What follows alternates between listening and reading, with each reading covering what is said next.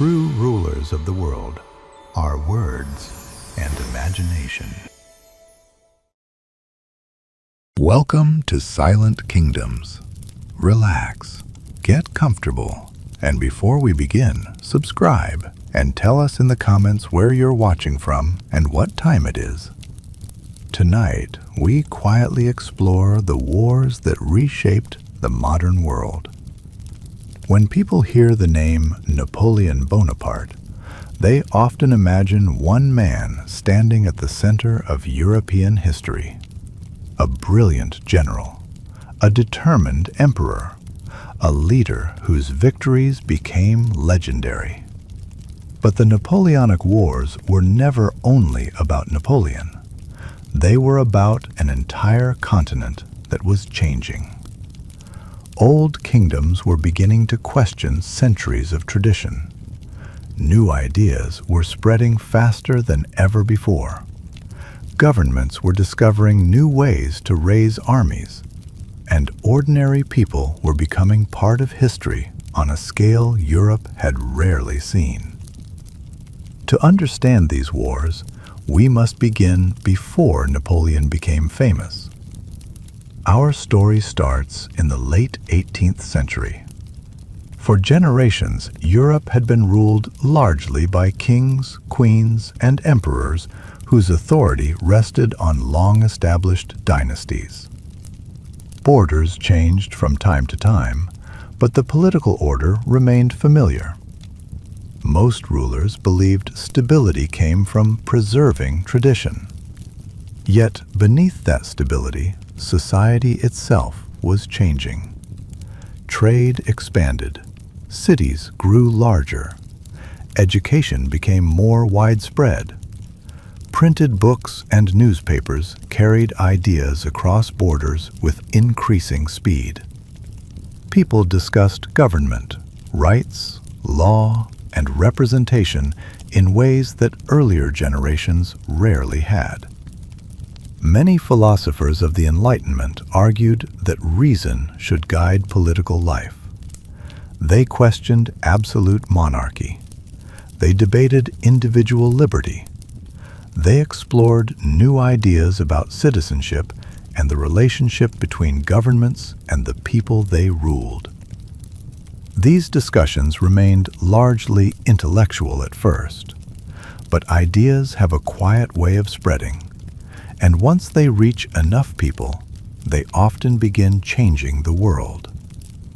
In 1789, one event transformed Europe more than any philosopher could have imagined: the French Revolution. What began as a political and financial crisis soon became a complete transformation of French society. The monarchy weakened. Traditional privileges were challenged. Old institutions were dismantled. France entered a period of extraordinary uncertainty. Across Europe, monarchs watched these developments with growing concern. If revolutionary ideas continued spreading, they might eventually reach their own kingdoms. Governments that had once viewed France as another European power now saw it as the center of a new political movement. Tension increased. Diplomatic relationships became strained, and before long, war followed. The early Revolutionary Wars drew France into conflict with several neighboring states: Austria, Prussia, Britain, and others. At first, many European rulers expected revolutionary France to collapse quickly. Instead, something unexpected happened. France reorganized its military in ways that surprised the rest of Europe. Large national armies replaced many of the smaller professional forces that had dominated earlier wars. Citizens increasingly fought not only for their rulers, but for the nation itself. The scale of warfare began to change. Governments mobilized more people. Campaigns covered larger territories. military planning became increasingly complex. Europe was entering a new age of conflict. During these years, a young artillery officer named Napoleon Bonaparte quietly built his reputation. Born on the island of Corsica in 1769, Napoleon grew up during a period of enormous political change. He received military training. He studied mathematics, history, and strategy. His early career did not suggest that he would one day dominate much of Europe. But opportunity often appears during periods of uncertainty. The French Revolution created many such opportunities. Napoleon demonstrated unusual skill in organizing artillery and making rapid battlefield decisions. His abilities attracted attention. Promotion followed promotion. Within only a few years, he had become one of France's most promising young generals. Few people could yet imagine how much influence he would eventually have. At this point, he was simply another officer serving a nation at war. The great campaigns, the famous victories, the vast empire, all of that still belonged to the future. For now, Europe stood at the edge of a transformation. The old balance of power was beginning to shift. Armies were changing. Governments were changing. The very nature of war was beginning to change. And one young general was quietly preparing to step onto the stage of history. The Napoleonic Wars had not yet begun, but the world that would create them was already taking shape. When we left our story, Europe was changing. The French Revolution had overturned the old political order. Kings across the continent watched events in France with growing concern. War had already begun, and within the French Republic, a young artillery officer was quietly earning a reputation for remarkable ability. His name was Napoleon Bonaparte. At first, his success came through careful preparation rather than fame. As an artillery commander, Napoleon understood something many officers overlooked. Battles were not won by courage alone. They were won through organization, movement, timing, and the intelligent use of resources. Artillery had existed for centuries, but Napoleon treated it as the center of the battlefield rather than simply a supporting weapon. He believed carefully positioned guns could shape the course of an entire campaign. His first major opportunity arrived in 1793. The city of Toulon had fallen under the control of royalist forces supported by the British Royal Navy. For the revolutionary government, recovering the city was essential.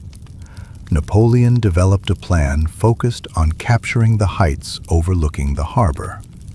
Instead of attacking everywhere at once, he concentrated his artillery where it could have the greatest effect. The plan succeeded. British forces withdrew. Toulon returned to French control. Napoleon's performance attracted the attention of political leaders in Paris. Promotion followed. He was still young, yet many already recognized his unusual military talent. Only a few years later, another challenge appeared. In 1796, Napoleon received command of the French army of Italy. At the time, this army was not considered France's most important force.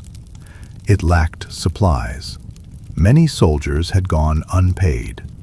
Equipment was limited. Morale was uncertain. Most expected only defensive operations. Napoleon saw something different. He believed speed could overcome material weakness. Rather than waiting for larger enemy armies to unite, he moved quickly. he struck one opponent before another could arrive. Again and again, French forces defeated Austrian and Piedmontese armies separately instead of facing them together. This approach became one of Napoleon's defining characteristics: rapid movement, concentration of force, careful planning, and decisive action at the critical moment. The Italian campaign transformed his reputation. Victories followed one another with surprising speed. Northern Italy gradually came under French influence. Peace negotiations favored France, and across Europe, military leaders began studying Napoleon's methods. He had shown that smaller, highly mobile armies could defeat larger coalitions through superior organization and timing. Meanwhile, political conditions inside France remained unstable. The revolutionary government, known as the Directory, struggled with economic problems, political divisions, and public dissatisfaction. Many citizens desired stability after years of uncertainty. Napoleon understood that military success could also create political influence. In 1798, he led an ambitious expedition to Egypt. Its objectives were both military and strategic. France hoped to weaken British trade routes leading toward India. The campaign achieved mixed results. Napoleon won significant victories on land, including the Battle of the Pyramids. But the French fleet suffered a major defeat when Admiral Horatio Nelson destroyed many of its ships at the Battle of the Nile. The loss left the French army largely isolated. Even so, Napoleon's reputation at home remained surprisingly strong. News traveled slowly, and many people remembered his victories more clearly than his setbacks. By 1799, France faced renewed military pressure and continuing political instability. The Directory appeared increasingly ineffective. Many believed stronger leadership was necessary. In November 1799, Napoleon returned to France. Soon afterward, he participated in the coup of 18 Brumaire. The existing government was replaced. A new political system emerged. Napoleon became first consul of France. Officially, France remained a republic. In practice, political authority became increasingly concentrated in Napoleon's hands. Many citizens accepted these changes. After years of revolution, civil conflict, and uncertainty, stability held great appeal. Napoleon introduced administrative reforms.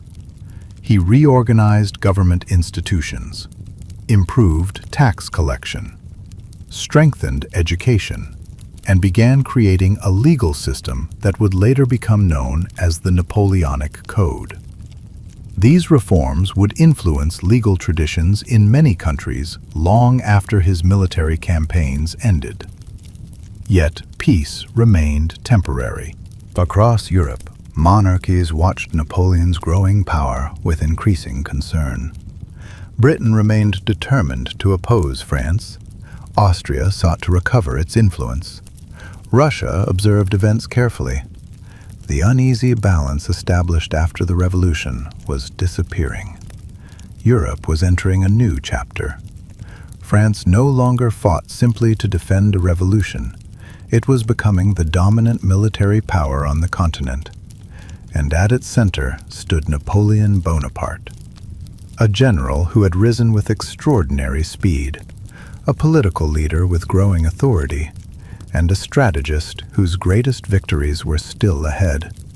Soon, Europe would unite once again against him, and the first great coalition wars of the Napoleonic era would begin. Napoleon Bonaparte had become the first consul of France. The years of revolutionary uncertainty were beginning to give way to a more stable government. Inside France, many people welcomed the return of order.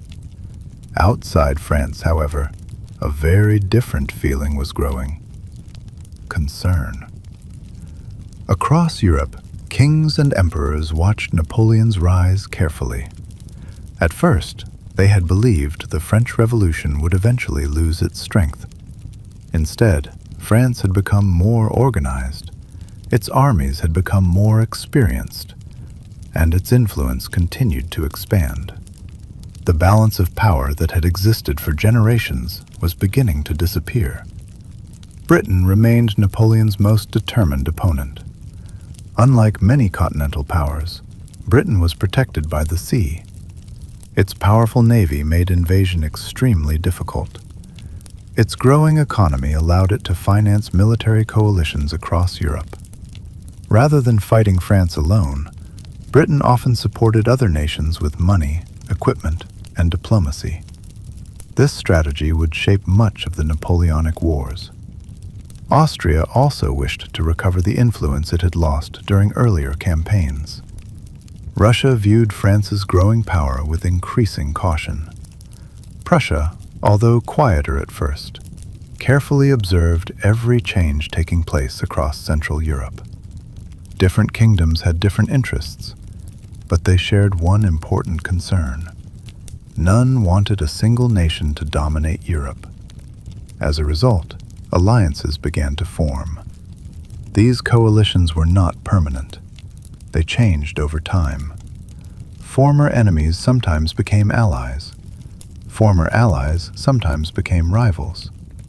The politics of Europe during this period were constantly shifting. Napoleon understood that time was rarely his friend. If enemy armies gathered together, they could outnumber France. His solution remained the same as it had been in Italy: move quickly, strike first, defeat each opponent before they could unite. Speed became one of his greatest advantages. In 1804, another important event changed the political landscape. Napoleon crowned himself Emperor of the French. The ceremony took place inside Notre Dame Cathedral in Paris. Many expected the Pope to place the crown upon Napoleon's head. Instead, Napoleon lifted the crown himself before placing it on his own head. The moment carried powerful symbolism. His authority would come not from ancient dynasties, but from his own achievements. For some Europeans, this demonstrated confidence. For others, it confirmed their fears that Napoleon sought even greater power. Soon afterward, Britain helped organize what became known as the Third Coalition. Austria, Russia, Britain, and several other states prepared for war. Napoleon responded with remarkable speed. His army, known as the Grande Armée, had spent years training along the French coast. Originally, it had prepared for a possible invasion of Britain. Instead, Napoleon turned it eastward. Thousands of soldiers marched across Europe with extraordinary discipline. The campaign moved so rapidly that Austrian forces struggled to react. At the city of Ulm in 1805, Napoleon surrounded a large Austrian army. Rather than fighting a long battle, he forced its surrender. Tens of thousands of Austrian soldiers became prisoners. The victory was achieved with surprisingly few French losses. It demonstrated Napoleon's mastery of movement and planning. Yet an even greater battle was still approaching. Near the town of Austerlitz, French forces met the combined armies of Austria and Russia. The Battle of Austerlitz, fought on December 2, 1805, is often regarded as Napoleon's greatest victory. The battlefield was carefully chosen. Napoleon deliberately appeared weaker than he truly was. He encouraged the Allied commanders to attack what they believed was his vulnerable right flank. As their forces moved, the center of the Allied line became exposed. At the decisive moment, French troops advanced directly through the weakened center. The Allied army was divided into separate parts. Communication broke down. The battle gradually turned in France's favor. By the end of the day, the coalition had suffered a decisive defeat. The victory transformed Europe. Austria requested peace. The Holy Roman Empire, which had existed in various forms for nearly 1,000 years, was dissolved in 1806. In its place, Napoleon created the Confederation of the Rhine, bringing many German states under French influence. The political map of Central Europe changed dramatically. Yet success also created new challenges. Every victory increased Napoleon's influence. Every expansion increased the number of rulers who feared French power. The more successful he became, the larger the coalitions against him would grow. Meanwhile, one enemy remained undefeated: Britain. Its armies had not been destroyed. Its navy still ruled the seas. And as long as Britain continued resisting, the war could not truly end. Napoleon now controlled much of continental Europe, but control of the continent did not mean control of the oceans. Soon, this difference would become one of the greatest turning points of the entire war. The struggle between France and Britain was about to enter a new phase. One fought not only on land, but across the sea. When we left our story, Napoleon had achieved one of his greatest victories at Austerlitz. Much of continental Europe now stood under French influence. Austria had been defeated. The old Holy Roman Empire had disappeared. French power seemed stronger than ever before. Yet one nation continued to resist: Great Britain. Unlike the kingdoms of continental Europe, Britain could not easily be reached by land. The English Channel separated the island from Napoleon's armies. As long as the Royal Navy controlled the sea, a French invasion remained extremely difficult. Napoleon understood this. For a time, he even considered crossing the Channel with the Grande Armée. Thousands of soldiers gathered along the French coast. Ships were prepared. Plans were drawn. But before such an invasion could succeed, France needed temporary control of the sea. That control never came. The Royal Navy had spent generations building experience. Its officers understood navigation, logistics, and long-distance operations. British ships regularly patrolled European waters. Their presence protected trade routes and limited French naval movement. At the center of Britain's naval leadership stood Admiral Horatio Nelson. Nelson had already earned a reputation through earlier campaigns. He believed aggressive action often created opportunities that cautious commanders missed. His leadership inspired great confidence among British sailors. In October 1805, only weeks before the Battle of Austerlitz, the French and Spanish fleets sailed toward the southern coast of Spain. Near Cape Trafalgar, they encountered Nelson's fleet. The Battle of Trafalgar became one of the most important naval battles in history. Traditional naval tactics often involved long parallel lines exchanging cannon fire. Nelson chose a different approach. He divided his fleet into attacking columns. Instead of remaining parallel, British ships sailed directly toward the combined French and Spanish line. The maneuver carried risk. British vessels would face heavy fire while approaching. But once they reached the enemy formation, they could break it apart. That is exactly what happened. The battle became a series of smaller engagements rather than one continuous line of combat. British crews, highly trained through years of naval service, fired quickly and accurately. Gradually, the combined fleet lost coordination. Many ships were captured, others were destroyed. The victory belonged to Britain. Nelson himself was mortally wounded during the battle. He lived long enough to learn that victory had been secured. His death transformed him into one of Britain's most enduring national heroes.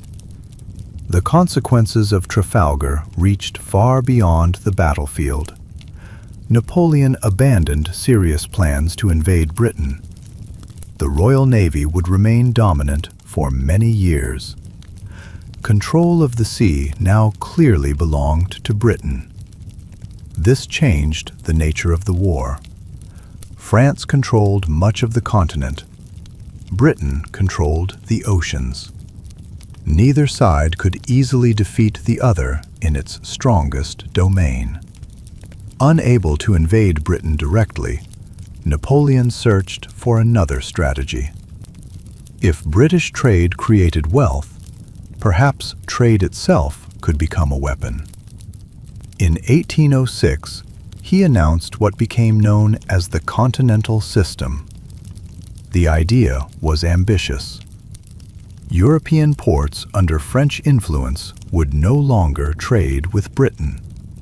Without access to continental markets, Napoleon believed the British economy would weaken.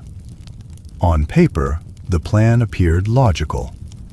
In reality, it proved far more complicated. Europe depended on trade. Merchants sought profit wherever opportunities existed. Smuggling expanded. Neutral ships found creative ways to transport goods. Some governments enforced the restrictions only partially. Others quietly ignored them. Britain also adapted. Its merchants increased trade with other parts of the world, including the Americas and Asia. The Royal Navy protected many of these routes. Instead of collapsing, British commerce remained surprisingly resilient. Ironically, the continental system often created greater difficulties for parts of Europe than for Britain itself. Some ports declined. Certain industries struggled to obtain imported materials. Prices rose in many regions. The economic war became another reminder that controlling trade across an entire continent was far more difficult than winning a single battle. Meanwhile, Napoleon's influence continued to expand across Europe. His relatives were placed on several European thrones.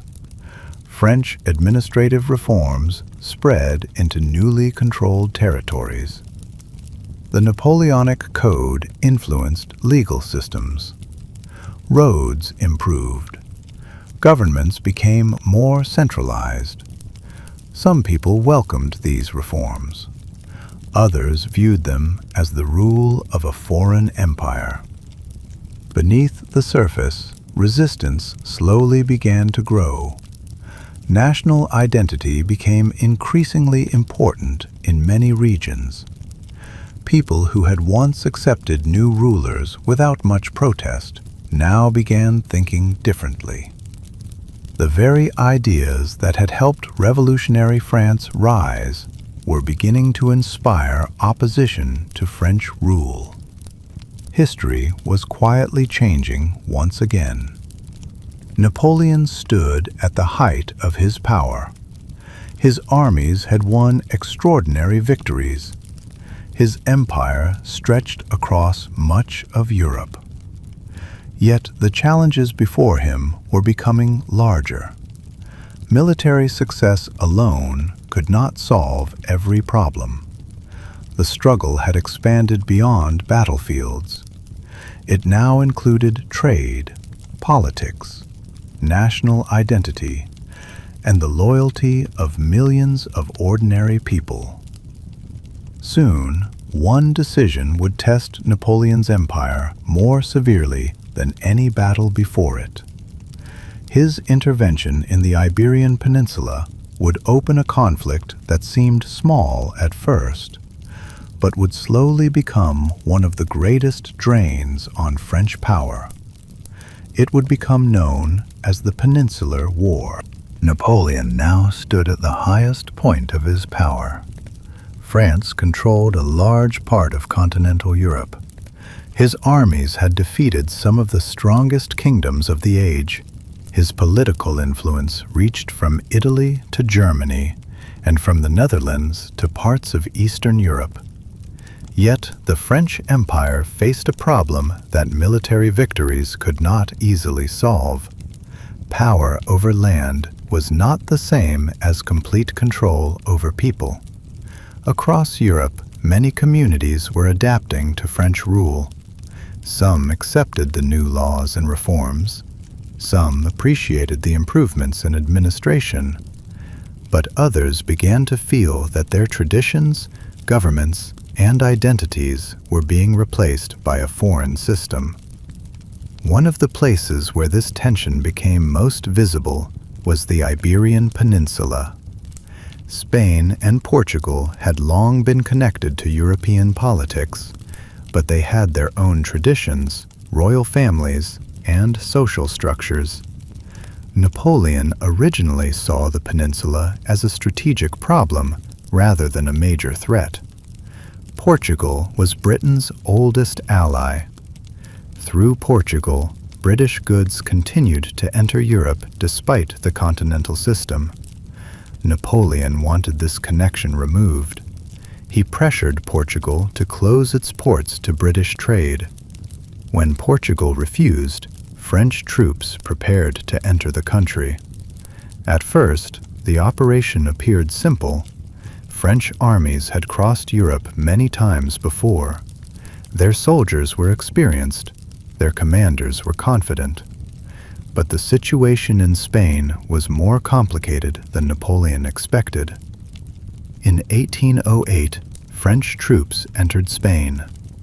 The official purpose was to move through Spanish territory toward Portugal. However, Napoleon soon became involved in Spanish politics. The Spanish royal family was facing internal struggles. Napoleon used this weakness to place his own brother, Joseph Bonaparte, on the Spanish throne. From a French perspective, this was meant to create a more reliable government. From the perspective of many Spaniards, it was the replacement of their king by a foreign ruler. Resistance began almost immediately. In cities and villages across Spain, people organized against French control. The uprising in Madrid in May 1808 became one of the most important moments of the conflict. The French army could defeat regular armies, but it faced a different kind of war in Spain, a war without clear front lines, a war fought in mountains, villages, and countryside. This was the rise of guerrilla warfare. The word itself came from Spanish, meaning a small war. Groups of local fighters attacked French supply lines, messengers, and isolated units. They did not usually seek large battles. Instead, they relied on movement, knowledge of the landscape, and support from local communities. For Napoleon's soldiers, this created a difficult situation. An army could capture a city, but controlling the surrounding countryside was much harder. Every road could become dangerous. Every supply route required protection. Every small victory seemed to create new resistance elsewhere. The conflict slowly began consuming French resources. Britain also saw an opportunity. Since the Royal Navy controlled the seas, British forces could support the Spanish and Portuguese resistance. In 1808, British troops under the command of Arthur Wellesley arrived in Portugal. Wellesley would later become known as the Duke of Wellington. He understood that defeating France would require patience rather than constant large attacks. Instead of trying to destroy Napoleon's armies in one dramatic battle, he focused on defending positions, protecting supply lines, and waiting for opportunities. The French soon discovered that the peninsula was not like the battlefields of Central Europe. In places such as Austria and Prussia, decisive battles often determined the outcome of campaigns. In Spain and Portugal, there was no single battle that could end the conflict. The war continued through years of movement and uncertainty. French commanders won victories. Cities changed hands. Armies advanced and retreated. But complete control remained impossible. The Peninsular War became a constant pressure on Napoleon's empire. Thousands of French soldiers were tied down far from the main European conflicts. Resources that could have been used elsewhere were sent to Spain. The conflict became a slow drain on French strength. At the same time, the war changed the political atmosphere across Europe. People began to think more deeply about national identity. The idea that a nation belonged to its people rather than only to a royal family or an emperor became stronger. Napoleon had once spread revolutionary ideas through Europe, but his empire also created movements that opposed foreign domination. The same forces that had helped France transform the continent were now creating resistance against French influence.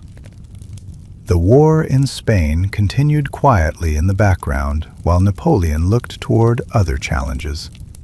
His attention would soon turn eastward. A powerful relationship with Russia would begin to collapse.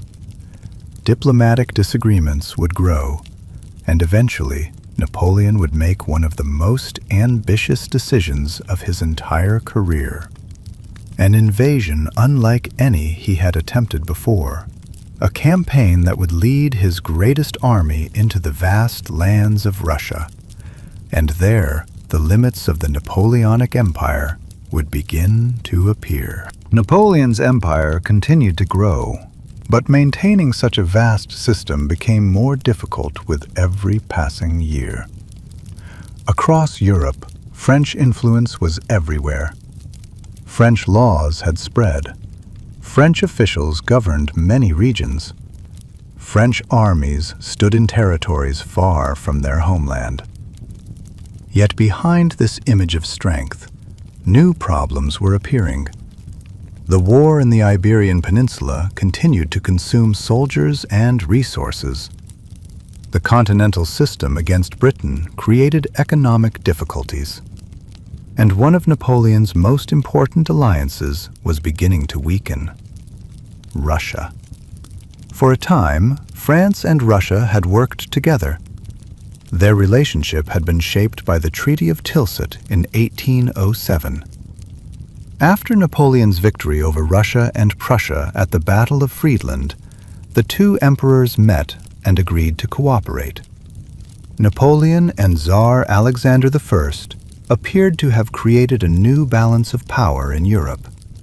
Together, they seemed capable of controlling much of the continent.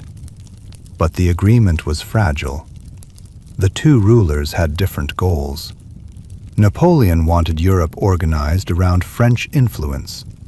Alexander wanted Russia to remain independent and powerful. Their interests could not easily remain aligned forever.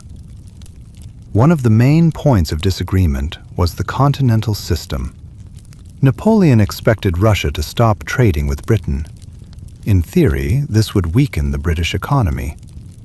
But Russia depended heavily on international trade. Its economy relied on exporting goods such as grain, timber, and raw materials. The restrictions damaged Russian merchants and created financial difficulties. Slowly, Russia began reducing its cooperation. British goods continued entering Russian markets through unofficial channels. Napoleon saw this as a challenge to his authority. He believed that if Russia ignored his policies, the entire European system he had created could begin to collapse. Diplomatic conversations continued, but trust between the two empires weakened. By 1811, and early 1812, both sides prepared for the possibility of war. Napoleon decided that a powerful military campaign could force Russia back into cooperation. He gathered one of the largest armies Europe had ever seen. This force became known as the Grande Armée. It was not made up only of French soldiers. Men arrived from across Napoleon's empire. French troops marched alongside soldiers from Italy, Germany, Poland, the Netherlands, and other territories under French influence. The size of the army was enormous. Hundreds of thousands of men moved toward the eastern borders of Europe. The campaign began in June 1812. Napoleon crossed the Niemen River and entered Russian territory. At first, everything seemed to follow the pattern of his earlier victories. The French army advanced quickly. The Russians avoided a major confrontation. Instead of standing and fighting immediately, Russian commanders chose to retreat deeper into their own land. This strategy frustrated Napoleon. He was accustomed to decisive battles. At Austerlitz, Jena, and Friedland, one major victory had often decided the outcome of a war. But Russia offered something different: distance, space, time. The Russian army continued moving eastward, refusing to be trapped. As the French advanced, they moved farther away from their supply bases. The roads became longer. The countryside provided fewer resources. The enormous army required constant food, equipment, and transportation. Every kilometer into Russia created another challenge. Napoleon expected the Russians to eventually stop and fight. He believed a major defeat would force Tsar Alexander to negotiate. But the Russian leadership understood that avoiding destruction was more important than defending every piece of land. They allowed the French army to move deeper into the country. Villages were abandoned. Supplies were removed or destroyed. The French found themselves advancing through an empty landscape. This strategy became known as a scorched earth approach. It was not designed to defeat Napoleon in a single moment. Instead, it slowly weakened his army. The summer passed. The French army continued forward. Then, near the city of Smolensk, the Russians finally offered stronger resistance. The battle was intense. The French captured the city, but the victory brought little advantage. The Russian army survived and continued its retreat. Napoleon was now facing a difficult choice. He could stop and secure his position, or he could continue searching for the decisive battle he wanted. He chose to continue. The deeper he moved into Russia, the more difficult the situation became. The army was stretched across enormous distances. Soldiers grew tired. Horses weakened. Supplies became increasingly difficult to obtain. Yet Napoleon still believed that one great victory could end the campaign. In September 1812, the two armies finally met near Moscow at the Battle of Borodino. It would become one of the bloodiest battles of the entire Napoleonic Wars. Neither side achieved a simple victory. The French advanced, the Russians retreated. But the Russian army was not destroyed. Napoleon had reached the gates of Moscow. For a moment, it seemed like the greatest conquest of his career was complete. But the city waiting for him was not the prize he expected. Moscow would not bring peace. Instead, it would become the beginning of one of the greatest disasters in military history. The Russian winter was approaching, and Napoleon's enormous army was about to face an enemy it could not defeat with tactics or courage. Time itself. The Battle of Borodino had opened the road to Moscow. Napoleon believed that occupying the ancient Russian capital would bring the campaign to an end. Throughout his career, major victories had often been followed by negotiations. He expected Tsar Alexander I to seek peace rather than risk losing more of his country. In September 1812, the Grande Armée entered Moscow. The city was largely empty. Most of its inhabitants had already left. Government officials had departed. Many supplies had been removed. The streets that might once have welcomed merchants and travelers were, and for a short time, French soldiers believed the campaign was nearly over. After months of marching, they had reached one of Russia's most important cities. But the moment brought little celebration. Soon after the French arrived, fires began appearing across Moscow.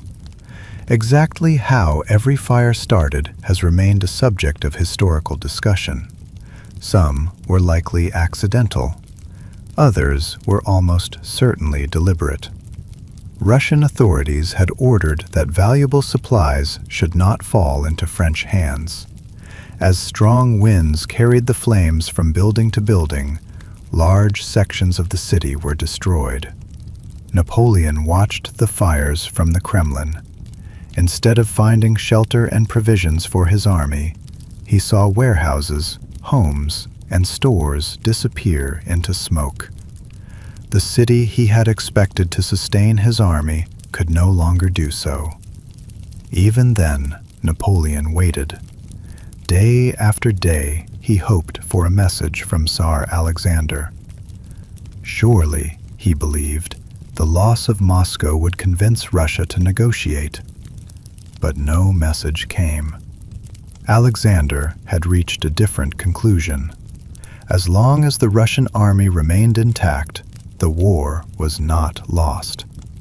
The destruction of one city, even one as important as Moscow, would not determine Russia's future.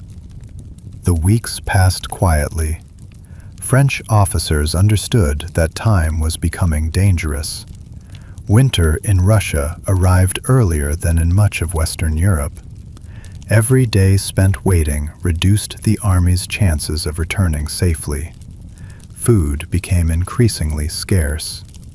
Many horses had already died from exhaustion, hunger, or disease. Without horses, wagons carrying supplies could no longer move efficiently. Artillery became harder to transport. Communication slowed. The enormous army that had crossed into Russia only months earlier was steadily becoming less capable of sustained operations. In October, Napoleon finally made his decision. The army would leave Moscow. The campaign had failed to produce the peace he wanted. Now the objective was survival. The retreat began under difficult conditions. The roads that had carried the French eastward during summer had changed. Autumn rains turned many routes into deep mud. Heavy wagons became difficult to move. Progress slowed. Then the temperatures began to fall. The first frosts covered the countryside. Soon, snow followed. The soldiers of the Grande Armée had not expected to remain in Russia so late in the year. Many lacked proper winter clothing. Boots wore out. Blankets became wet and froze overnight. Simple daily tasks became exhausting. Lighting a fire required precious fuel. Finding food became harder with every passing day. The cold affected not only men, but animals as well. Thousands of horses collapsed from exhaustion or exposure. Without them, supplies were abandoned along the roadside. Cannons that had once represented French military strength were left behind because there were no longer enough animals to pull them. Meanwhile, the Russian army followed. Rather than launching one massive attack, Russian forces remained close enough to pressure the retreating French. Small engagements occurred regularly. Cavalry units struck isolated groups. Supply wagons were captured. The constant pressure made every stage of the journey more difficult. Local farmers and militia units also took advantage of the situation. Small French detachments searching for food often failed to return. The countryside itself had become dangerous. Disease spread rapidly through the exhausted army. Medical care was limited. Many soldiers who survived battle could not survive hunger, illness, or the freezing temperatures. The retreat became less organized with every passing week. Military discipline, once one of Napoleon's greatest strengths, became increasingly difficult to maintain. One of the most desperate moments came at the Berezina River in late November. French engineers worked under extraordinary pressure to construct temporary bridges while Russian forces approached from multiple directions. Thousands of soldiers, civilians, and camp followers crowded toward the crossing. The scene was filled with confusion. Despite the danger, the bridges allowed a large part of the remaining army to escape. The crossing came at a terrible cost. Many people were lost during those difficult days. Yet, without the engineers' determination, far fewer would have survived. By December 1812, the campaign had come to an end. Only a fraction of the army that had entered Russia returned across the frontier. The losses were staggering. Not all had fallen in battle. Many had been overcome by hunger, others by disease, others by exhaustion. And many simply disappeared during the long retreat across the frozen landscape. The invasion of Russia marked a turning point. For years, Napoleon had seemed almost impossible to defeat. Now, Europe had witnessed something different. The French emperor could make mistakes. His armies could be destroyed. His victories were no longer guaranteed. Across the continent, governments that had once feared challenging France began to reconsider their position.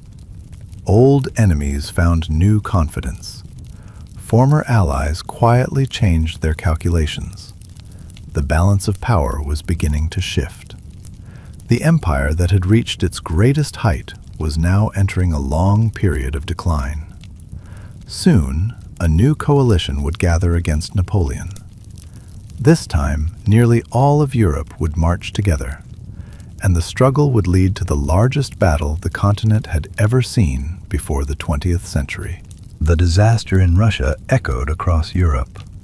News of the retreat spread slowly at first. Governments received reports from diplomats. Merchants carried stories from distant roads. Returning soldiers spoke quietly of the long march home. The details varied from one account to another, but the conclusion was becoming clear. Napoleon's greatest army had suffered a devastating defeat. For many years, European rulers had been cautious. They had watched France defeat one coalition after another. Each attempt to stop Napoleon had ended with another French victory. Now, for the first time in a long while, the situation seemed different. The Russian campaign had weakened the French Empire. Its armies could be rebuilt. Its officers remained experienced. But rebuilding an army required time, and time was something Napoleon no longer possessed in abundance. Prussia was among the first to act. Only a few years earlier, it had been decisively defeated by France. Its military had been reduced. Its government had accepted difficult terms. Yet, beneath the surface, important reforms had taken place. Military leaders studied their earlier failures. Training improved. Administration became more efficient. A new generation of officers emerged. Many believed the moment to seek independence had finally arrived. Russia also continued the struggle. Rather than stopping at its own borders, Russian forces crossed into Central Europe. Their goal was no longer simply to defend Russia. Now they intended to remove French dominance from the continent. Austria watched these developments carefully. For a time, the Austrian Empire remained cautious. Its leaders understood both the strength and the danger of Napoleon. They hoped diplomacy might still prevent another enormous war. But negotiations produced little progress. Eventually, Austria joined the growing alliance. Britain continued providing financial support. Its navy remained in control of the seas. Its armies fought in the Iberian Peninsula alongside Spanish and Portuguese forces. Although Britain was separated from the continent by water, it remained one of the coalition's most important partners. By 1813, a new coalition had taken shape. Russia, Prussia, Austria, Britain, along with several smaller German states that gradually changed sides. Together, they prepared for another great campaign.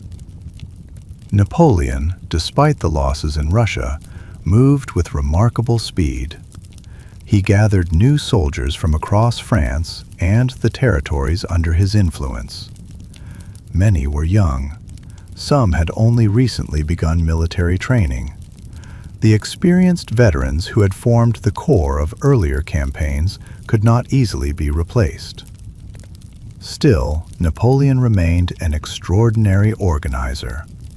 Within months, France once again fielded a powerful army. Several battles followed during the spring and summer of 1813. Napoleon achieved victories at places such as Lutzen and Bautzen. These successes demonstrated that he remained one of Europe's most capable commanders. Yet something had changed. His victories no longer produced lasting political results. The coalition armies retreated in good order. They avoided unnecessary risks. Instead of seeking one decisive confrontation before they were ready, they gradually strengthened their position. Coalition leaders adopted a careful strategy. Whenever possible, they avoided direct battles against Napoleon himself. Instead, they targeted his marshals and separate French armies. This approach slowly weakened the French position without giving Napoleon the kind of decisive victory he preferred. As summer turned to autumn, both sides gathered enormous forces near the city of Leipzig in Saxony. The battle that followed in October 1813 became known as the Battle of Nations. It earned this name because soldiers from so many different countries fought there. French troops stood alongside allies from parts of Germany, Italy, and Poland. The coalition included Russians, Prussians, Austrians, Swedes, and many others. Never before had Europe assembled such a large army on one battlefield. For several days, fighting continued across villages, rivers, and open fields surrounding Leipzig. The scale was immense. Cannons fired almost without pause. Columns of infantry advanced and withdrew. Cavalry moved across the countryside, searching for opportunities. Smoke often covered the battlefield, making communication difficult. Napoleon directed his forces with the same determination that had brought him success for many years. But this time, he faced overwhelming numbers. The coalition armies continued receiving reinforcements. French troops, already stretched by years of war, struggled to match them. As the battle continued, another problem appeared. Several German states that had previously supported Napoleon began changing sides. Some troops abandoned the French cause during the fighting itself. The political foundations of the empire were beginning to crumble. After 4 days of combat, Napoleon ordered a retreat. French forces withdrew westward. The retreat was difficult. A bridge over the Elster River was destroyed too early, trapping thousands of French soldiers on the wrong side. Many were captured. Others attempted dangerous crossings through the water. The losses added to an already costly defeat. The Battle of Nations marked another major turning point. For the first time, Napoleon had been decisively defeated in the heart of Germany.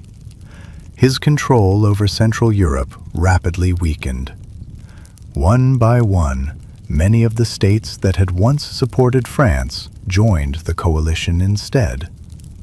The Confederation of the Rhine, which Napoleon had created only a few years earlier, began to disappear. The road into France itself was now becoming open. For the people of Europe, the war entered a new phase.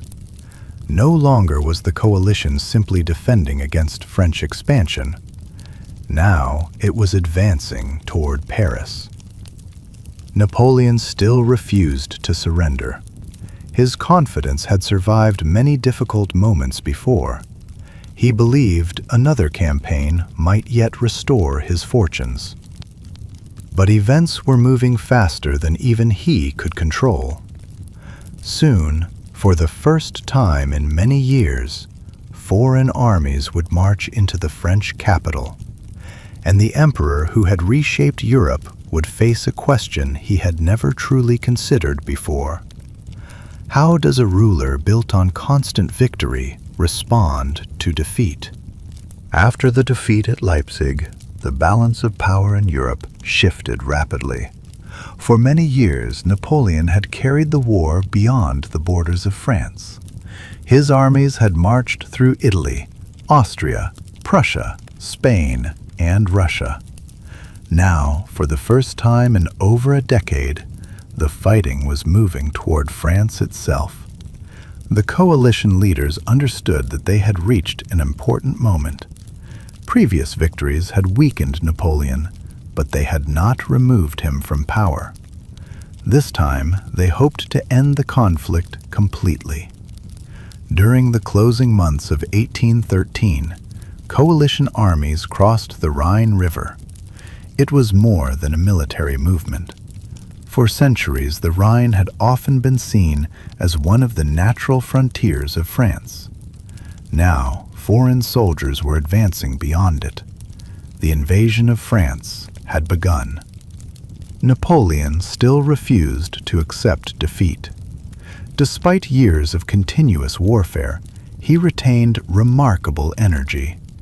He gathered every available soldier. Veterans stood beside young recruits who had only recently joined the army. Many lacked the experience of the Grande Armée that had once crossed Europe with confidence. Yet, under Napoleon's leadership, they moved quickly from one battlefield to another. The campaign of 1814 became one of his most skillful military performances. Although greatly outnumbered, he won several impressive victories. At places such as Champaubert, Montmirail, and Montereau, Napoleon defeated separate coalition forces before they could unite. His ability to move rapidly and strike isolated opponents remained extraordinary. For a brief moment, it seemed possible that he might once again change the course of the war. But Europe had learned from earlier campaigns. The coalition commanders understood that defeating Napoleon in battle was not always necessary. They possessed advantages that France could no longer match. Their armies were larger, their resources were greater, and unlike previous coalitions, they remained united. Rather than allowing Napoleon's victories to separate them, they continued advancing toward Paris. While Napoleon marched across the countryside seeking opportunities, coalition forces steadily approached the capital. French officials began preparing for the possibility that Paris itself might become a battlefield. The city had not experienced such danger for generations. Its people watched with uncertainty as reports arrived from every direction. In late March 1814, coalition armies reached the outskirts of Paris. The defense of the city fell largely to marshals and local commanders. Napoleon himself was still away from the capital, hoping to threaten the coalition's supply lines. The fighting around Paris lasted only a short time. French defenders resisted bravely, but the coalition's numbers were overwhelming. On March 31, 1814, Allied troops entered Paris. For many Europeans, the moment seemed almost unimaginable. The city that had directed so many campaigns across the continent was now occupied by foreign armies. Tsar Alexander I rode into the capital alongside the rulers and commanders of the coalition. Their arrival symbolized the end of an era. Political leaders inside France began discussing the country's future. Many believed that continuing the war would only bring greater destruction. Some of Napoleon's closest supporters remained loyal. Others quietly concluded that his rule could not continue. Even several of his marshals encouraged him to seek peace. Napoleon hoped to continue fighting. He considered leading the army south and prolonging the struggle. But support was fading. Without the confidence of his commanders, further resistance became increasingly difficult. On April 6, 1814, Napoleon signed his abdication. He agreed to give up the throne of France. It was a moment few could have imagined only a few years earlier. The emperor who had dominated Europe had laid down his crown. The coalition powers chose not to imprison him. Instead, they offered him sovereignty over the small Mediterranean island of Elba. The arrangement was unusual. Napoleon would remain an emperor in title, though his realm now consisted of a tiny island only a few miles across.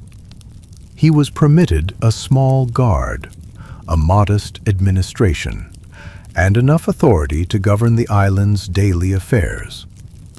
Meanwhile, France restored the Bourbon monarchy.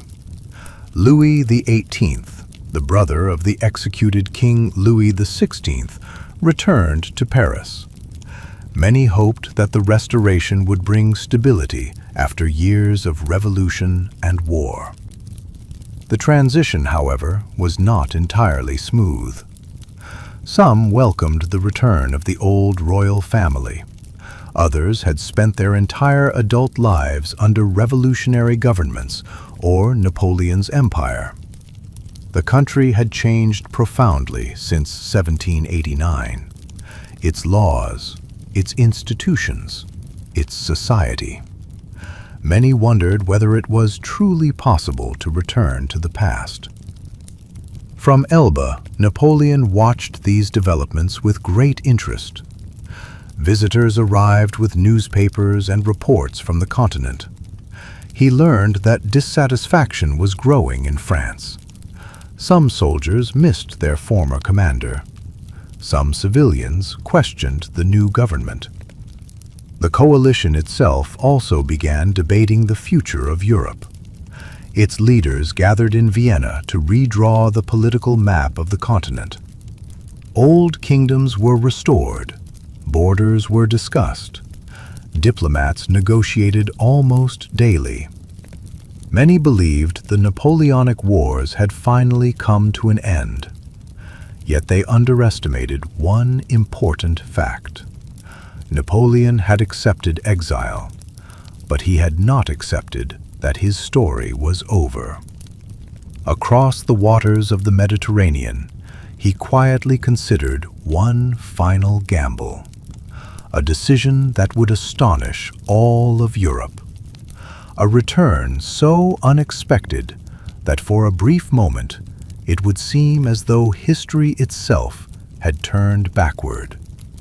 The world would remember it simply as the 100 Days. Life on the island of Elba was peaceful compared to the years of constant campaigning. Napoleon arrived there in the spring of 1814. The island was small. Its population numbered only a few thousand people. It lay between the Italian mainland and the island of Corsica, where Napoleon had been born decades earlier. Although his empire had disappeared, he did not spend his days in complete isolation. He inspected roads. He encouraged agricultural improvements. He reorganized the island's administration. Visitors often remarked that even as the ruler of a tiny island, Napoleon approached government with the same energy he had once devoted to an empire. Yet his attention rarely remained on Elba for long. News from France reached him regularly. The restored Bourbon monarchy faced unexpected difficulties. King Louis XVIII inherited a nation that had changed dramatically since the Revolution. Many former soldiers of the Grande Armée struggled to adjust to civilian life. Some officers feared losing their positions. Government officials attempted to restore traditions that had disappeared years earlier. Not everyone welcomed these changes. Across France, opinions differed. Some citizens appreciated the return of peace after decades of war. Others remembered the years of the empire with a sense of pride. Napoleon understood that memories could be powerful. He also knew that many people still recognized him as the leader who had brought France remarkable victories. Meanwhile, the victorious powers gathered at the Congress of Vienna. Representatives from nearly every major European state met to decide how the continent should be organized after Napoleon's fall. Their goal was not simply to redraw borders. They hoped to create a lasting balance of power that would prevent another leader from dominating Europe as Napoleon had done. The discussions were long and complex. Diplomats debated kingdoms, provinces, dynasties, trade routes, and the future of many smaller states. Although they generally agreed that peace should be preserved, they often disagreed about the details. While Europe negotiated, Napoleon quietly made a decision. He believed that his opportunity had not completely disappeared. On February 26, 1815, he left Elba with a small force of roughly 1,000 soldiers. It was a remarkable gamble. If the French army remained loyal to the Bourbon king, Napoleon's return would end almost immediately.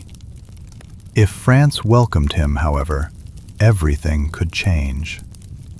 Several days later, he landed on the southern coast of France near the Gulf of Juan. From there, he began marching north toward Paris.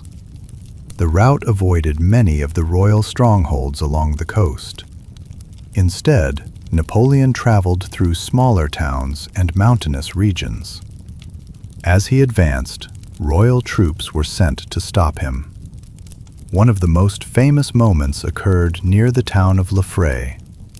French soldiers stood across the road. They had orders to arrest their former emperor. Napoleon walked forward alone. According to later accounts, he opened his coat and declared that if any soldier wished to shoot his emperor, he was free to do so. For a brief moment, both sides stood in silence. Then the soldiers lowered their weapons. Many began shouting their support. Instead of arresting Napoleon, they joined him. The march continued. With each passing day, more soldiers entered his ranks. Officials who had once opposed him reconsidered their positions. The movement gained momentum without the need for major battles. King Louis XVIII recognized the growing danger. As Napoleon approached Paris, the king left the capital. On March 20th, 1815, Napoleon entered Paris once again. Less than a year after his abdication, he had returned to power. Europe reacted immediately. The rulers meeting at Vienna declared Napoleon an outlaw. They agreed that no negotiations would take place. A new coalition formed with remarkable speed. Britain, Prussia, Austria, Russia, and several other states prepared their armies once again. Napoleon understood the situation clearly. He could not wait for every coalition army to gather. If they united, France would face overwhelming numbers. Instead, he decided to strike first. His plan resembled many of his earlier campaigns. Move quickly, separate the enemy armies, defeat them one at a time. Before Austria and Russia could fully mobilize, Napoleon marched north into present-day Belgium. There, he hoped to defeat the British army under the Duke of Wellington and the Prussian army under Field Marshal Gebhard Leberecht von Blücher before they could combine their forces.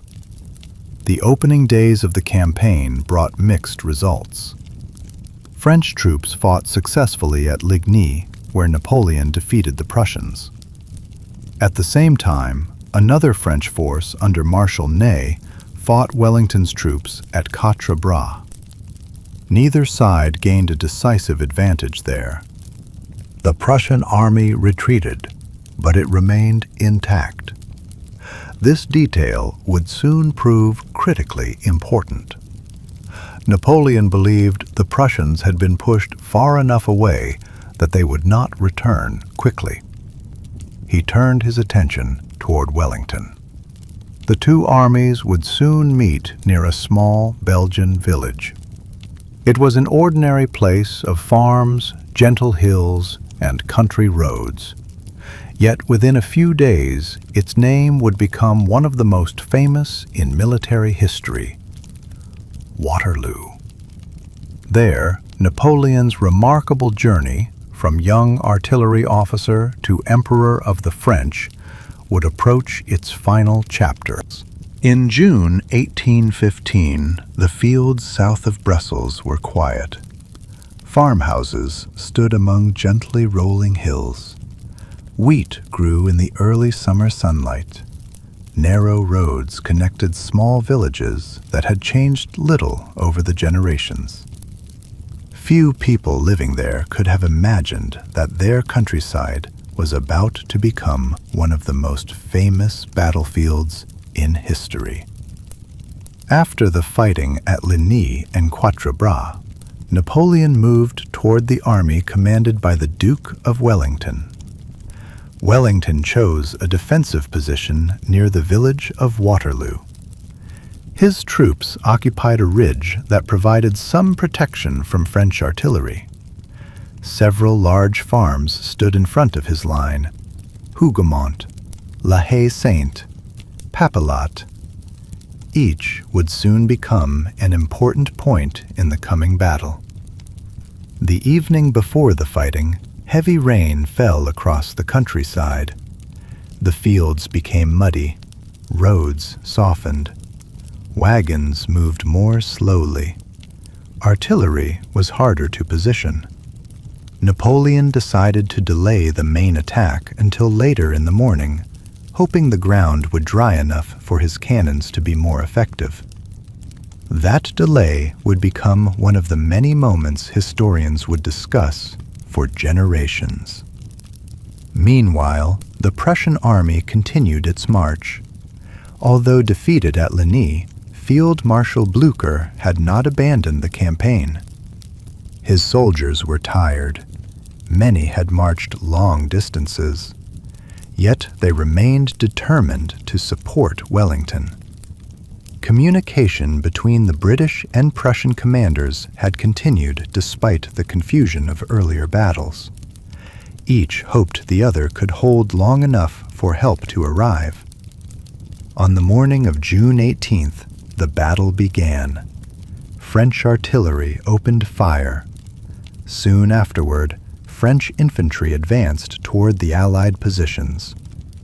One of the earliest attacks focused on Hougoumont Farm. What was intended as a limited assault gradually expanded into a prolonged struggle. Throughout the day, thousands of soldiers fought over its walls, gardens, and buildings. The defenders refused to surrender. French commanders continued sending reinforcements. The fighting consumed far more men than either side had originally expected. Elsewhere, Napoleon ordered repeated attacks against Wellington's center. Columns of French infantry climbed the muddy slopes under heavy musket fire. The Allied line bent, but did not break. British, Dutch, Belgian, and German troops fought side by side. Some units suffered severe losses. Others moved forward to replace exhausted soldiers. The battle continued hour after hour. La Haye-Saint became another center of intense fighting. Its defenders resisted for much of the day before French troops finally captured the position.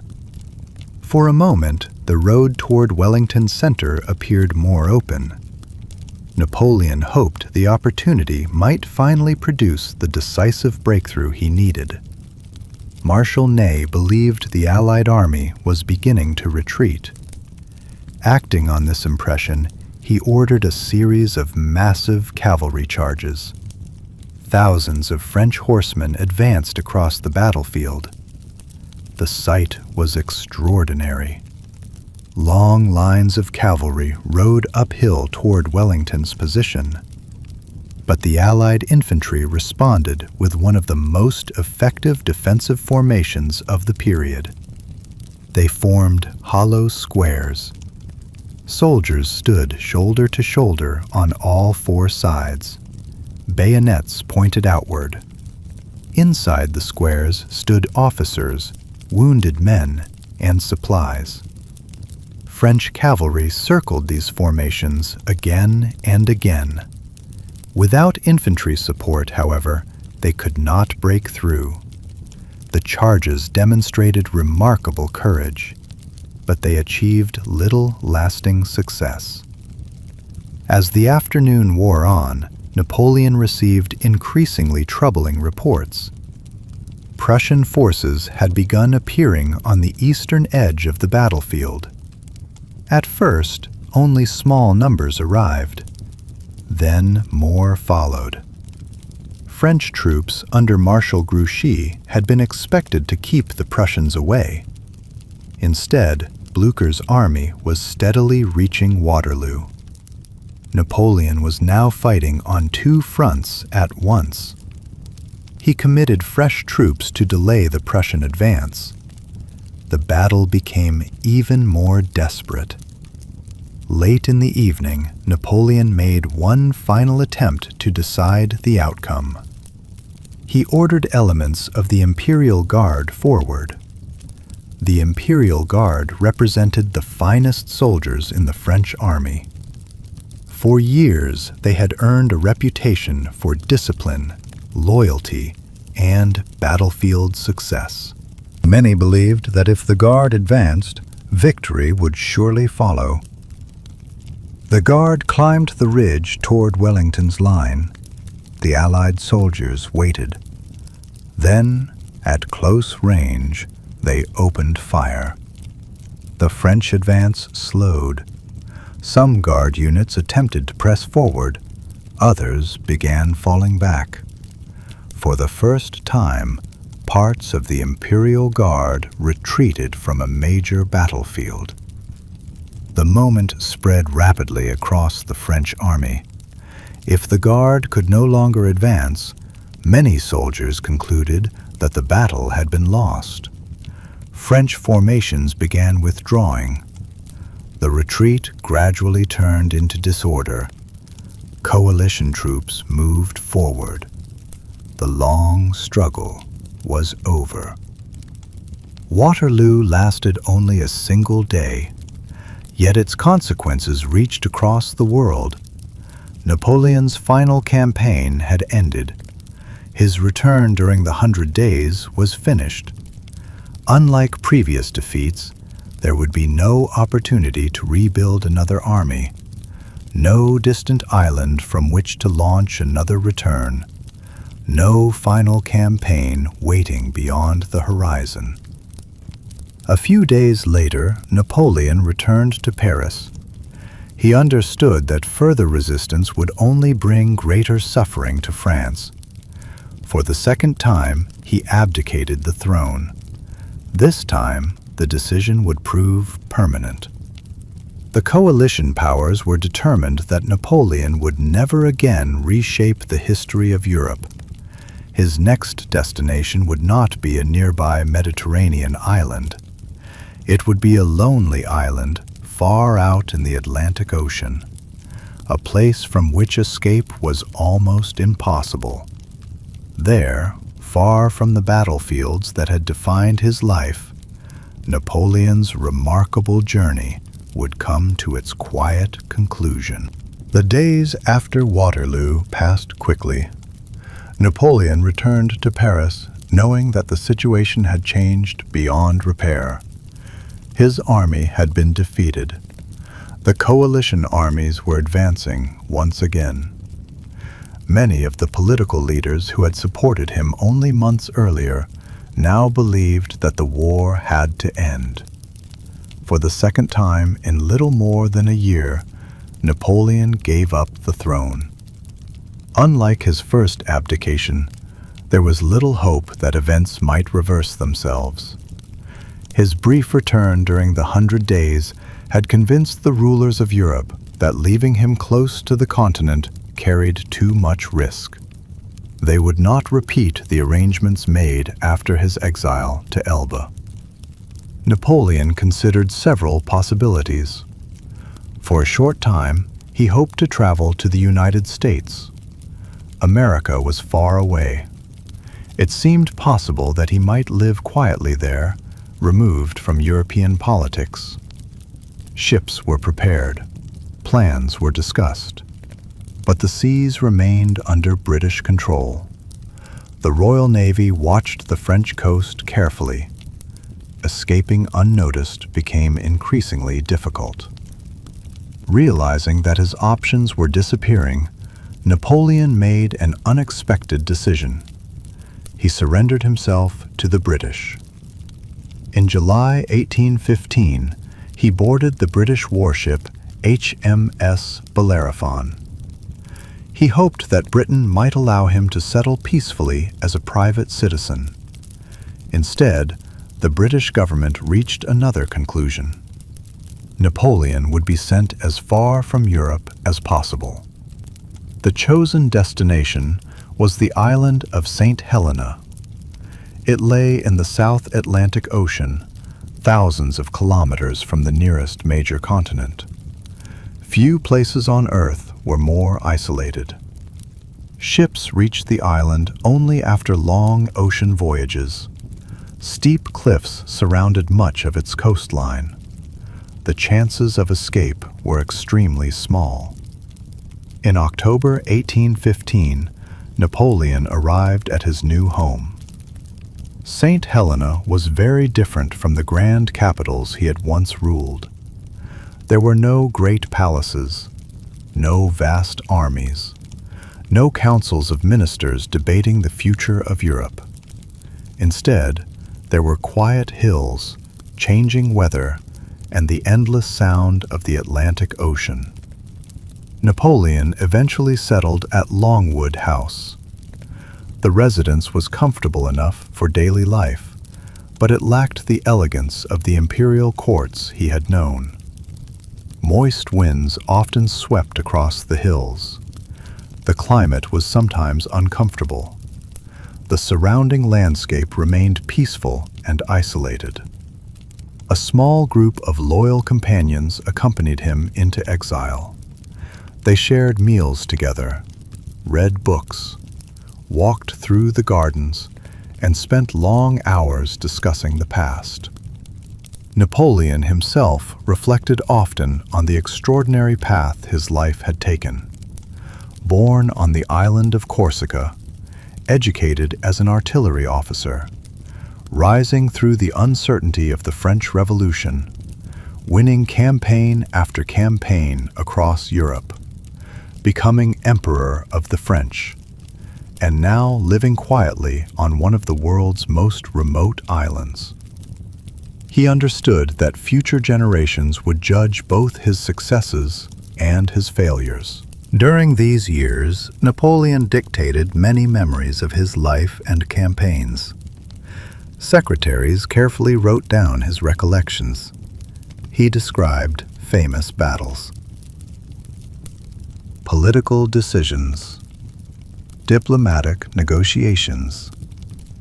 He also explained his own reasoning, sometimes defending choices that historians would continue debating long after his death. These conversations became an important part of the historical record. Like all memoirs, they reflected the perspective of the person telling the story.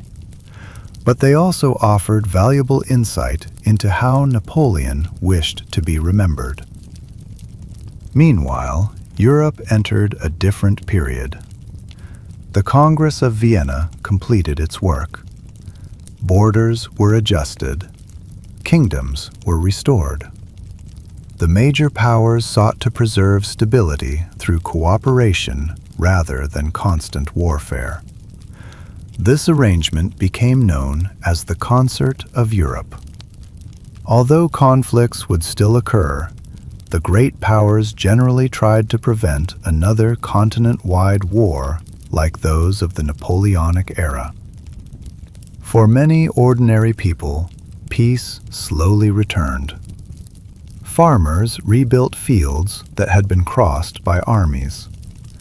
Merchants reopened trade routes. Families reunited after years of military service. The recovery was gradual. Entire generations had grown up knowing almost nothing except war. Now, Europe faced the quieter challenge of rebuilding. On Saint Helena, Napoleon's health slowly declined. He experienced recurring illnesses. Some days he remained active, walking across the grounds or reading for hours. On other days, he rested indoors. Doctors offered different treatments according to the medical knowledge of the time. None brought lasting improvement. On May 5, 1821, Napoleon Bonaparte died at the age of 51. His reported final words reflected thoughts that had remained close to him throughout his life. France, the army, his family, his legacy. He was buried on Saint Helena beneath a quiet valley surrounded by trees. There were no great military parades, no crowds lining the streets of Paris, only a small ceremony on a distant island in the middle of the Atlantic. Years later, in 1840, the French government arranged for Napoleon's remains to be returned to France. His coffin traveled once more across the sea. Thousands gathered to witness its arrival. Today, he rests beneath the great dome of Les Invalides in Paris. The journey that had begun on the island of Corsica had finally come home. Yet even after his death, one important question remained. How should history remember Napoleon? As a conqueror, a reformer, a revolutionary, an emperor, or perhaps as all of these at once? The answer, like history itself, would never be entirely simple. When the Napoleonic Wars finally ended, Europe was quieter than it had been for many years. The constant movement of armies slowed. The sound of marching columns gradually disappeared from roads that had carried soldiers across the continent. For millions of ordinary people, peace did not arrive all at once. It returned slowly, village by village, town by town, field by field. Many families welcomed fathers, brothers, and sons who had survived years of military service. Others waited for loved ones who would never return. The wars had touched nearly every corner of Europe. Their effects could be seen not only on battlefields, but also in farms, workshops, schools, and homes. Governments now faced a different challenge. Winning battles was no longer the priority. Rebuilding countries had become the central task. Roads damaged during campaigns required repair. Bridges had to be rebuilt. Trade routes needed to reopen. Local economies, interrupted by years of conflict, slowly began to recover. Merchants once again crossed borders carrying cloth, grain, wine, timber, and countless other goods. Markets gradually became busier. Ports welcomed ships whose cargoes were intended for commerce rather than war. At the Congress of Vienna, European diplomats hoped they had created a system that would prevent another continent-wide conflict. Their approach rested upon what became known as the balance of power. No single nation, they believed, should become so strong that it could dominate all the others. If one state grew too powerful, the remaining powers would cooperate to restore balance. This idea was not entirely new. European rulers had discussed similar principles for centuries. But after the Napoleonic Wars, they treated it with renewed seriousness. Austria, Russia, Prussia, Britain, and later France itself became the principal guardians of this new diplomatic order. They communicated regularly. Representatives met to discuss disputes before they developed into larger conflicts. The arrangement was far from perfect. Disagreements continued. National interests often competed with one another. Yet compared to the years of almost continuous warfare that had preceded it, Europe entered a remarkably stable period. Large wars between the major powers became much less common for several decades. The Napoleonic Wars had also transformed the role of armies. Before the French Revolution, many European conflicts had been fought by relatively small professional forces. Napoleon's campaigns demonstrated something different. Entire societies could now become involved in war.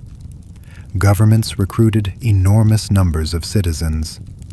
Industry supplied weapons on an unprecedented scale. Transportation, administration, and logistics became just as important as battlefield tactics. Future military leaders carefully studied these lessons. Many of the methods developed during the Napoleonic era influenced armies throughout the 19th century and beyond. Military academies examined Napoleon's campaigns in remarkable detail. Young officers learned about maneuver, supply systems, artillery, communication, and the importance of speed. His victories and his defeats both became subjects of careful study. The wars also accelerated the spread of nationalism. Before the revolution, many people had identified themselves primarily through loyalty to a king, a prince, or a local community. Now, increasing numbers of Europeans began thinking of themselves as members of nations. The experience of resisting French rule strengthened this feeling in many regions. In Germany, calls for greater unity slowly grew stronger. In Italy, people increasingly discussed the possibility of creating a single nation rather than remaining divided among many smaller states. Elsewhere, similar ideas gradually took root. These movements would continue shaping European politics throughout the century. The Napoleonic Code also left a lasting legacy. Even after French rule ended in many places, some governments chose to preserve legal reforms introduced during the empire. The principles of equality before the law, clearer legal procedures, and more consistent civil administration appealed to many officials. Although each country adapted these ideas differently, their influence continued long after Napoleon himself was gone. Technology and communication also continued to improve. Road networks expanded. Canals connected important commercial centers. Later in the century, railways would transform travel even further. Ideas could now spread more quickly than ever before. Newspapers reached wider audiences. Books became more accessible. Political discussions that had once remained limited to royal courts increasingly involved ordinary citizens. The memory of the Napoleonic Wars remained present in daily life. Veterans gathered to share stories. Families preserved medals, letters, and uniforms. Monuments appeared in towns and cities across Europe. Some honored victories, others remembered sacrifice. Artists painted famous battles. Writers described campaigns from different perspectives. Composers created music inspired by the age. History itself became part of popular culture. At the same time, historians began asking difficult questions. Could the wars have been avoided? Did Napoleon spread the ideals of the revolution, or did he replace them with military conquest? Did his victories modernize Europe, or did they delay peaceful political development? There were no simple answers. Different countries remembered the period in different ways. Even today, those discussions continue. As the decades passed, new generations grew up without direct memories of Napoleon. For them, he became a figure in books rather than a ruler they had personally witnessed. Yet the world they inherited had been profoundly shaped by his era. The Europe of 1825 was not the Europe of 1785. The changes were simply too great. Old institutions had disappeared. New ideas had taken root. The continent had entered a different age. The Napoleonic Wars had ended, but their consequences would continue unfolding for many generations to come. And those consequences would eventually reach far beyond Europe itself, influencing politics, law, military strategy, and ideas across much of the modern world.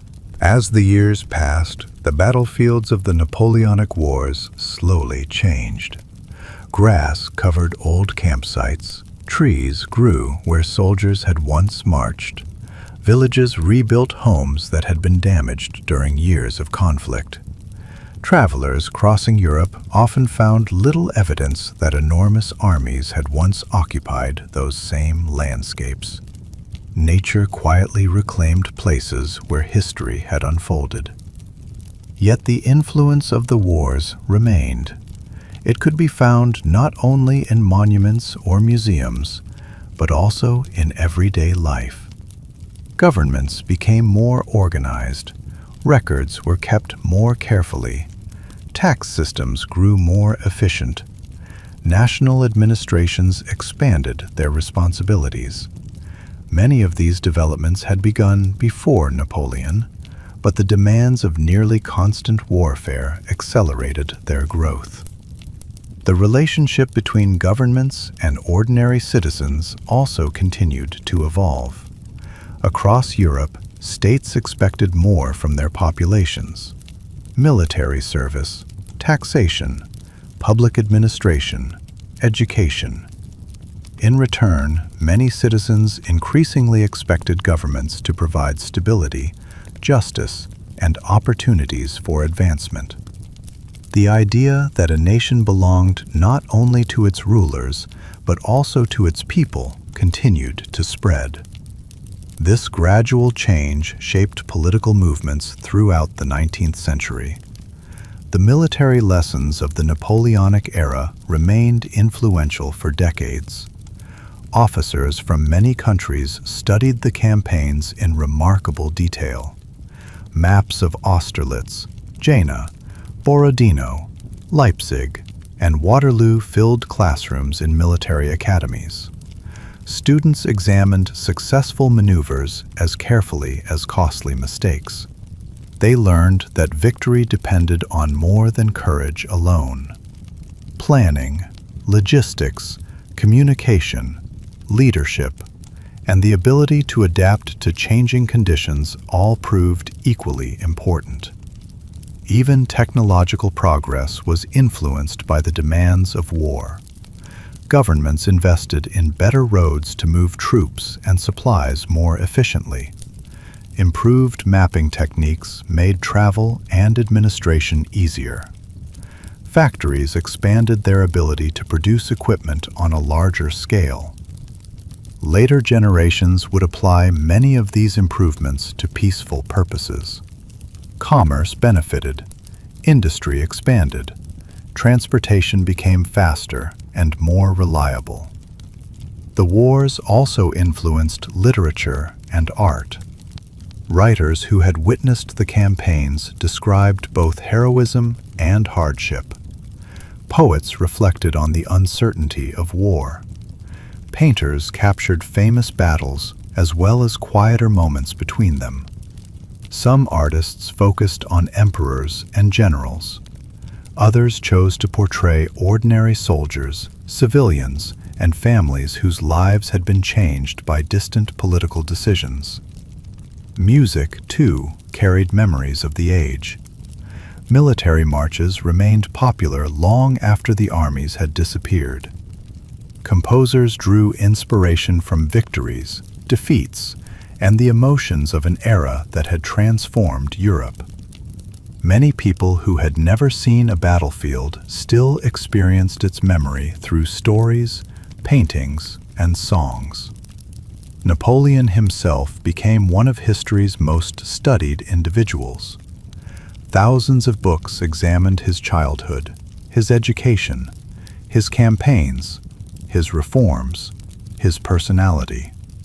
Some authors emphasized his remarkable intelligence and organizational skill. Others highlighted the suffering caused by years of warfare. Both interpretations found audiences. Perhaps that is one reason Napoleon continues to attract attention today. His life contains extraordinary achievements alongside profound failures. His story resists simple conclusions. The Napoleonic Code continued influencing legal systems around the world.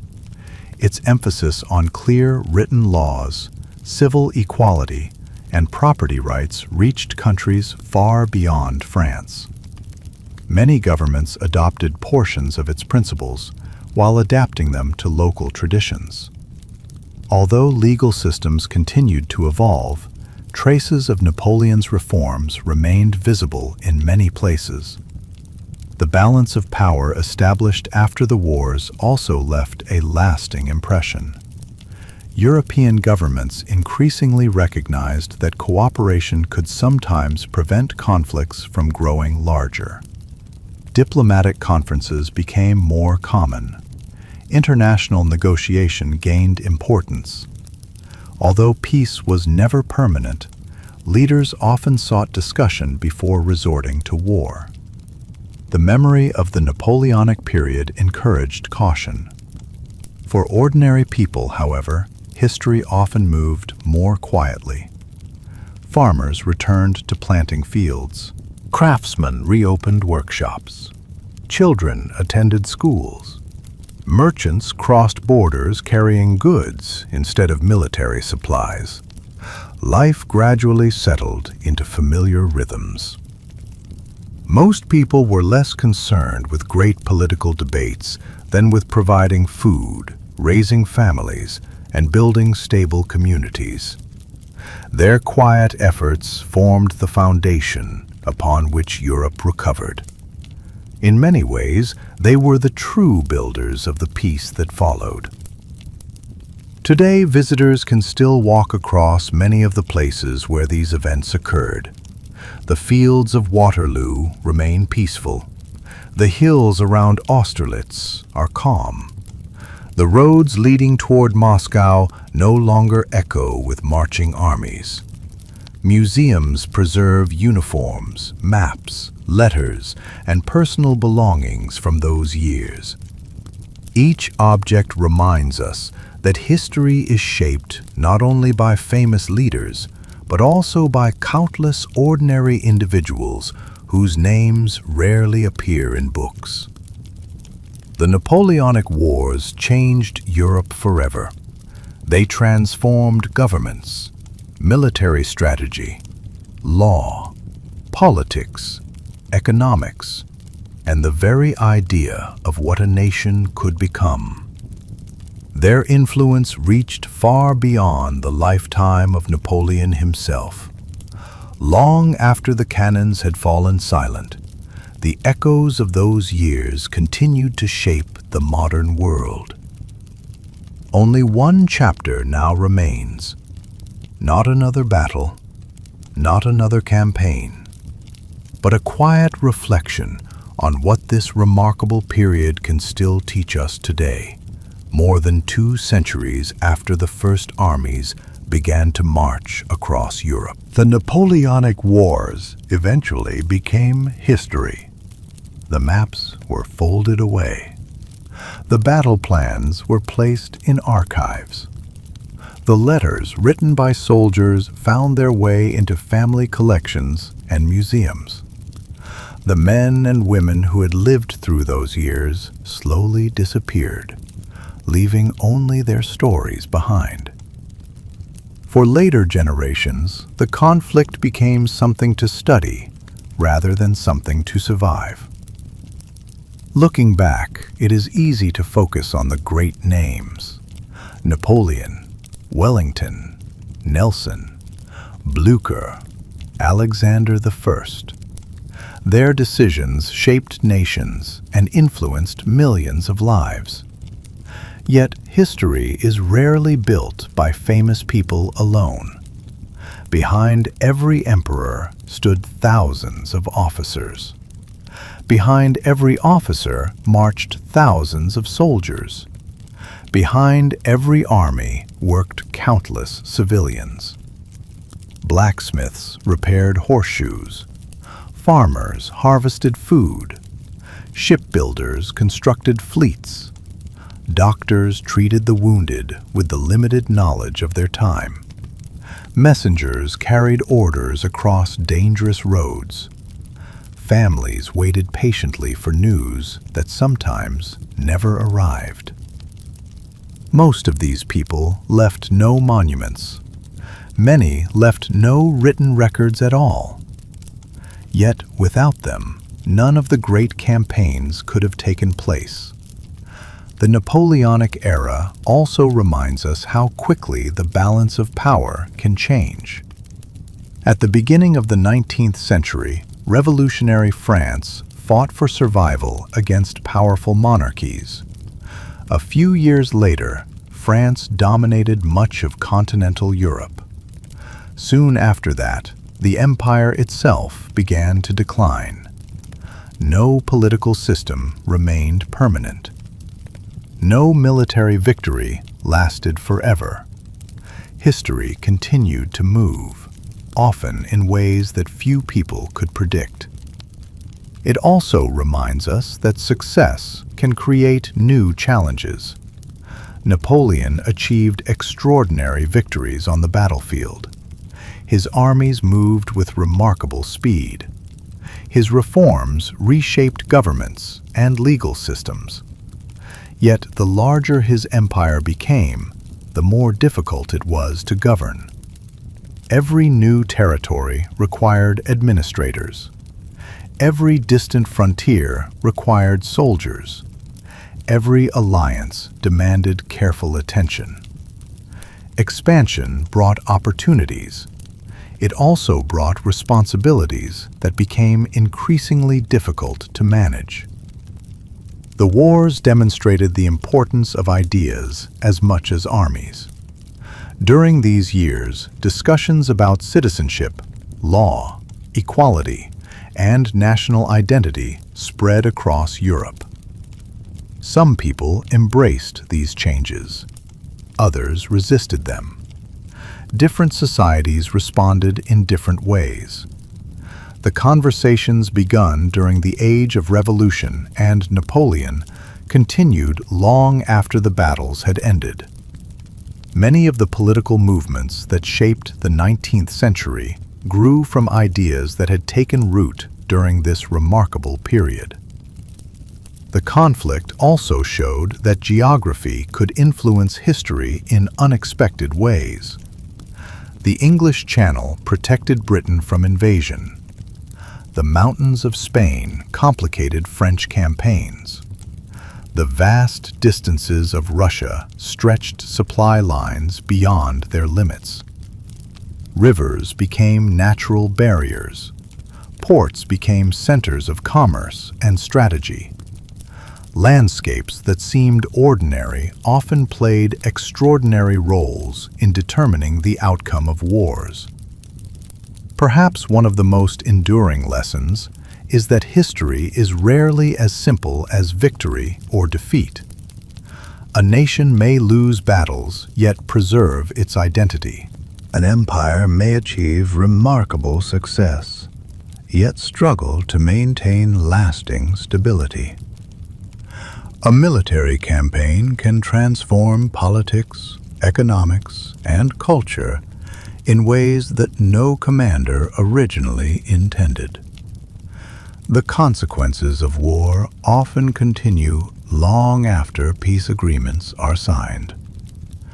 Today, more than 2 centuries later, Europe looks very different from the continent Napoleon once knew. Many borders have changed several times. Kingdoms have disappeared. New nations have emerged. Technology has transformed travel and communication beyond anything imagined in the early 19th century. Yet visitors can still stand in places where these events unfolded. They can walk through the fields of Waterloo. They can visit the quiet hills near Austerlitz. They can see the streets of Paris, where emperors, kings, and ordinary citizens witnessed remarkable moments of change. These places no longer tell stories through the sound of cannon fire. Instead, they speak through silence. A peaceful field can remind us that thousands once stood there. A carefully preserved letter can reveal the hopes of someone whose name history almost forgot. A museum display can connect the present with events that once seemed uncertain to those living through them. The Napoleonic Wars changed Europe forever. They influenced governments, military strategy, law, education, diplomacy, national identity, and the balance of power that shaped much of the 19th century. Their legacy can still be found in institutions, legal traditions, and political ideas across the modern world. Perhaps that is why this period continues to fascinate historians and readers alike. Not because it offers simple heroes or villains, but because it reveals how ambition, opportunity, courage, fear, innovation, and ordinary human lives can come together to shape the course of history. And now, as our quiet journey through the Napoleonic Wars comes to its end, the continent grows still once more. The armies have returned home. The ships have lowered their sails. The campfires have faded into memory. Only history remains, waiting patiently for the next curious traveler to pause and listen.